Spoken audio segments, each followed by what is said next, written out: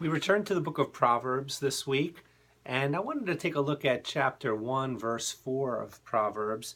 It says, Latet liftaim orma lenar dat umazima. We're still looking at the purpose of the book of Proverbs. It's still trying to explain how these proverbs will help. And it says that the book of Proverbs is for endowing the simple with shrewdness, the young with knowledge and foresight. So it's a really interesting word at the end of that first phrase, orma. Shrewdness is the way it's translated in the JPS translation. But, you know, the serpent in the Garden of Eden is called arum. It's the same root. And we don't have very positive associations with that serpent.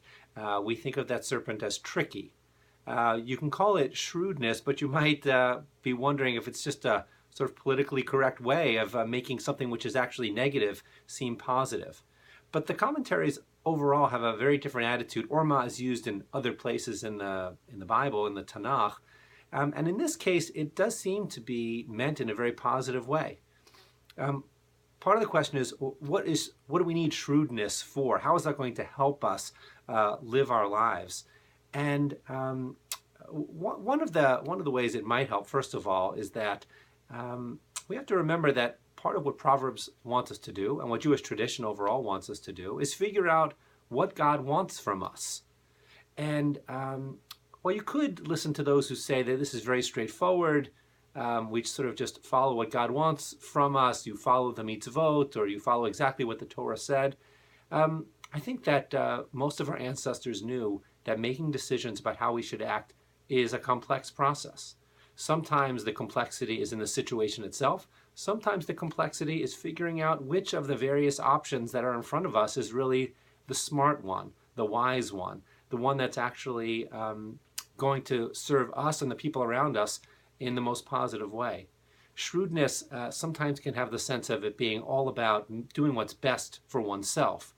But that's not the way Mishlei, Proverbs, means it here.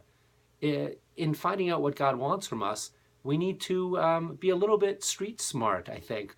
A little bit of figuring out what is really the best option in a particular case is what's needed. The serpent was shrewd, but he was also deceptive. Mishlei wants us to come to every situation, not simply, not only seeing what's on the surface, because Mishlei knows what we know from experience, that many of the important things are not on the surface. And if we're only going to look at what's on the surface, we may make bad choices. We may not understand the situation. And so Mishlei presents itself as a book which is going to help us dig a little deeper, scratch below the surface, and see how best to make our choices. So as it says here, right, this is for endowing the simple with shrewdness.